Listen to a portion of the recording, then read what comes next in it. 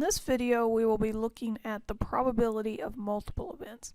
In previous videos we've looked at determining the probability of a single event.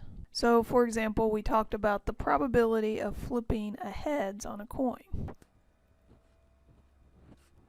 And we said that was 1/2, because when we're calculating probability, we are calculating how many different ways you can get what you want in the scenario. In this case, get heads from a two-sided coin.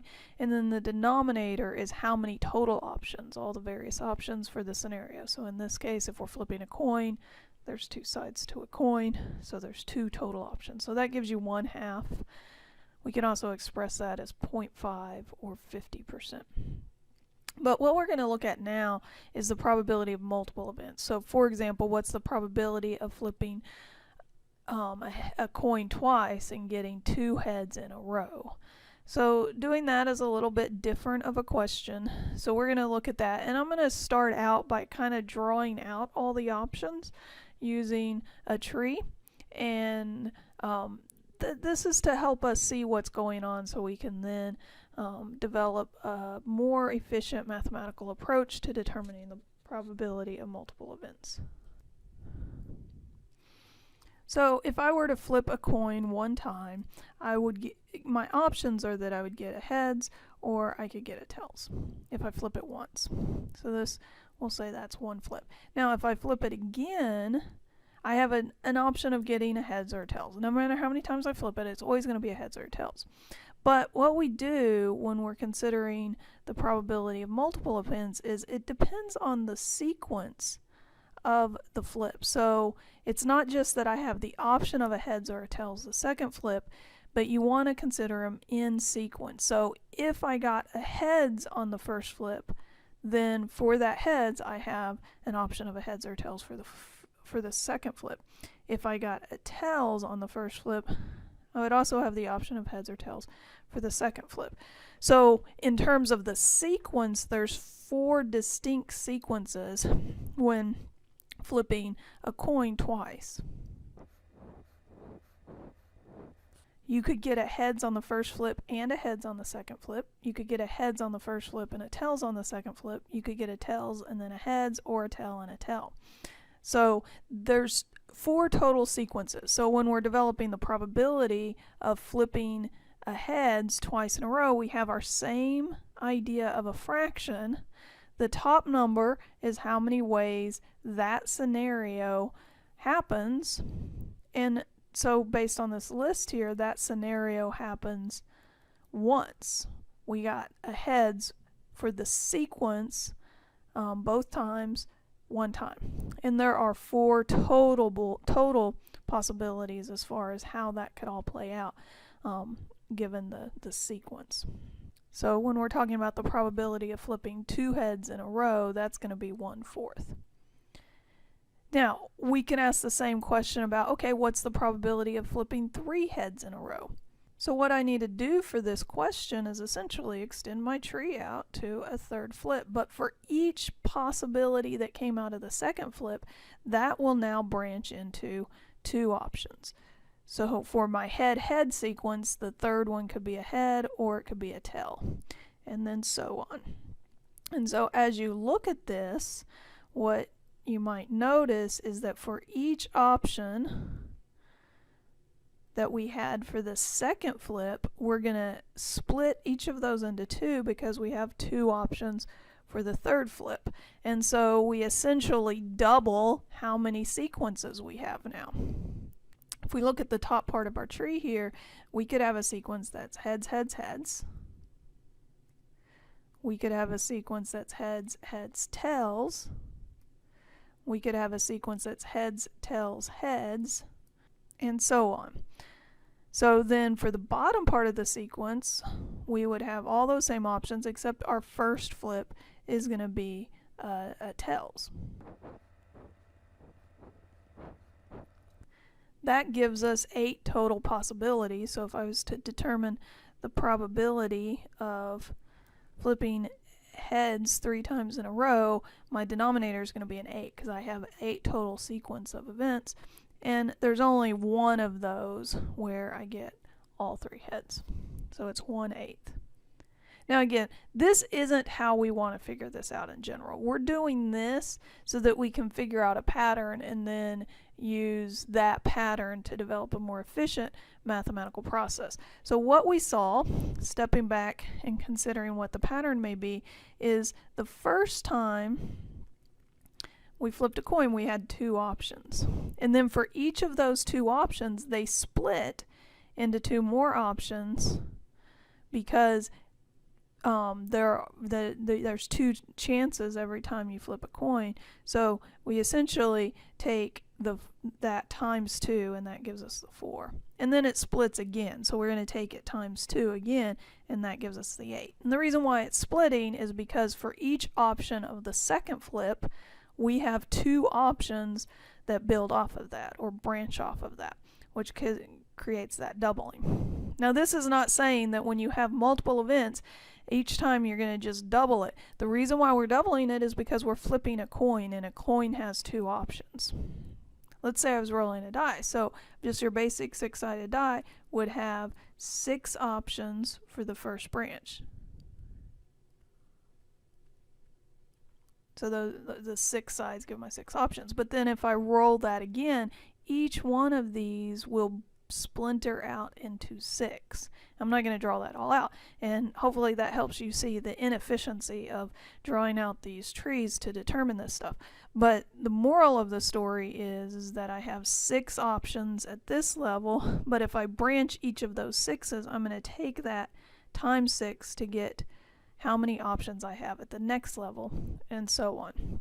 So I'm doing all this to help you see the basic property we will use when we're determining the probability of multiple events. And that basic property is that to determine the probability of multiple events, what we're going to do is multiply the probability of each one of those events occurring.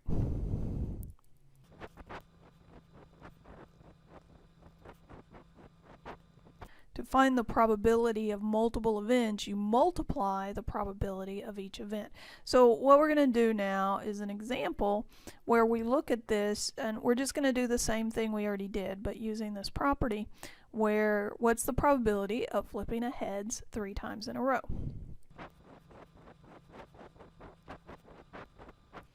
So to do this, we're going to calculate, so our 3 events are the probability of flipping heads 3 different times.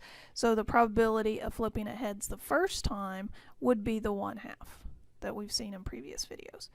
Probability of flipping the head the second time, just for the second event, is still 1/2. There's still 1 heads and there's 2 options, so just that event in isolation.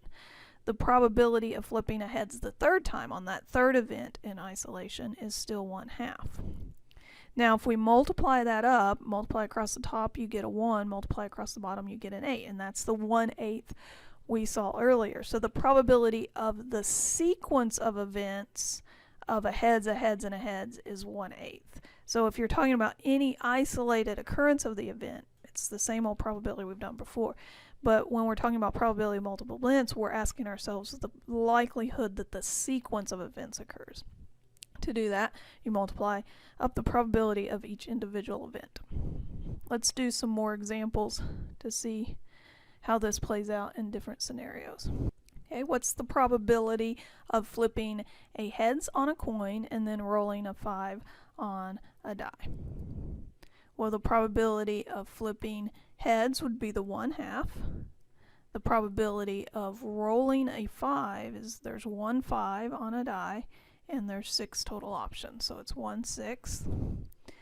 So then we multiply those together and we get 1/12. So the probability of that sequence is 1/12. When drawing 2 cards from a deck, what is the probability of drawing a king and then a 7?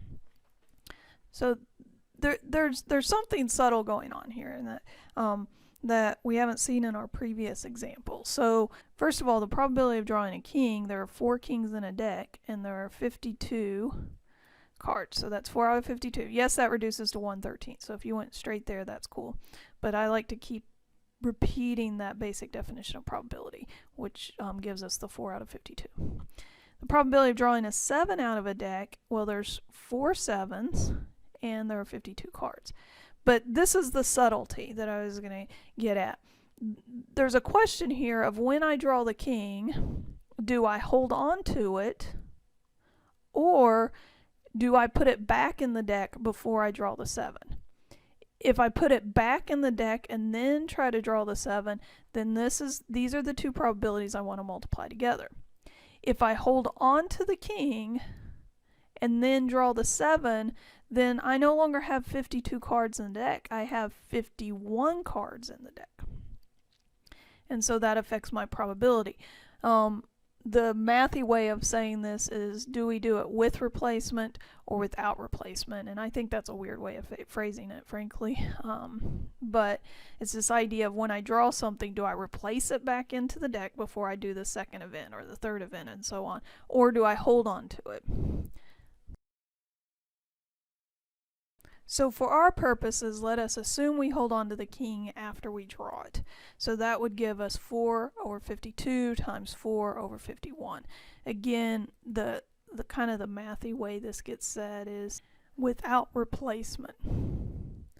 The idea that I take the king out and I don't replace it. I eat it. Okay, so then we just calculate that product.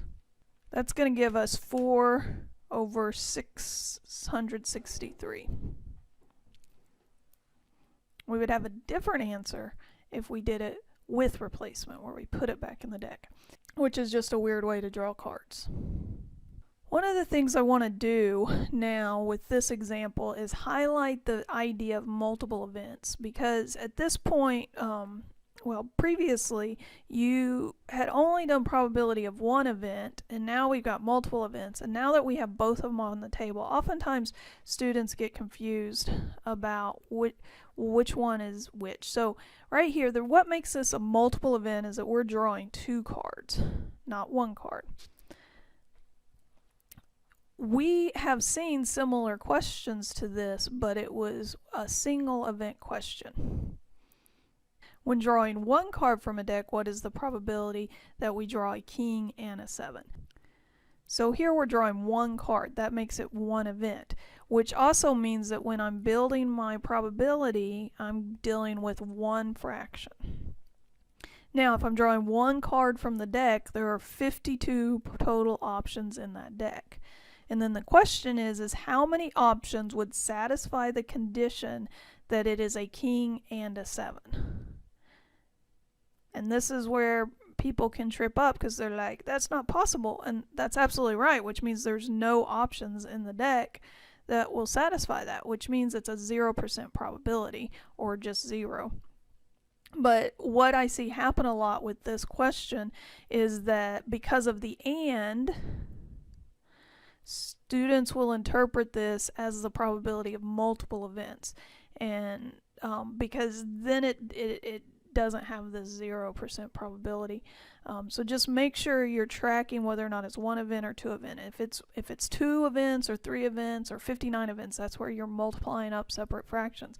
But if we're doing one thing, then we're only going to have 1 fraction. And the top number is how many ways we get our scenario to happen, and the bottom fraction is how many total possible options there are in the situation. Okay, well, hopefully that gets you set. Go ahead and give some of these probability of multiple event problems a try and see how you fare.